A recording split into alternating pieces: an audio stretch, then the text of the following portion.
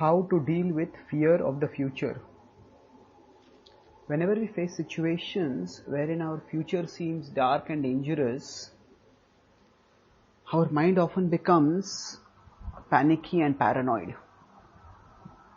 The Bhagavad Gita warns that such fearfulness characterizes a mind afflicted by ignorance. Yaya swapnam bhayam shokam vishadam madameva cha na vimunchati durmedha dhruti sa partha tamasi. How can we counter such fearfulness and the ignorance that causes it? How is fearfulness related with ignorance? Fearfulness arises from the ignorance, from our ignorance of the reality that the future we fear can't hurt us in the present, and all that we have to deal with right now is the present.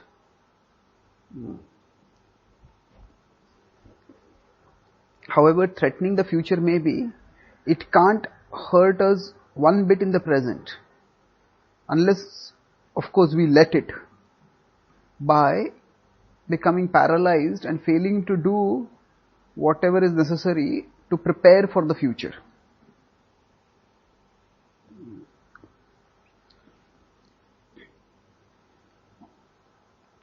To calmly contemplate this difference between the present and the future, and to understand that the future can't hurt the present,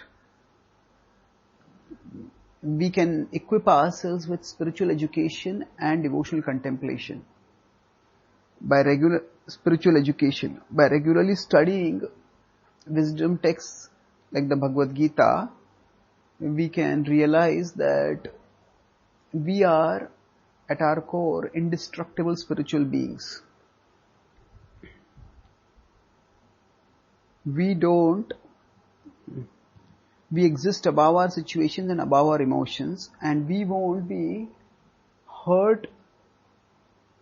We as souls won't be hurt by anything, either in anything that happens, either in the future or even in the present. We exist above all worldly upheavals. Devotional connection.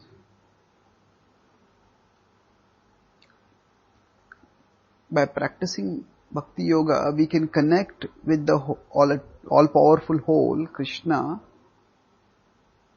We are His parts, and all that He expects from us is that we do our part. And the part that He has entrusted to us is the present. We don't have to deal with the whole of the time, past, present and future. We just have to deal with our part, the present. He has given the present as a present for us to use in a mood of devotional service. So if we do our best to serve Him in the present, He will guide us to make wise choices. Bhagavad Gita 10:10. And He will steer us clear through the future, however it may be. Therefore, let's remember that no matter how dangerous the future seems, it can't hurt us in the present unless we let it. Just stay spiritually educated and devotionally connected in the present.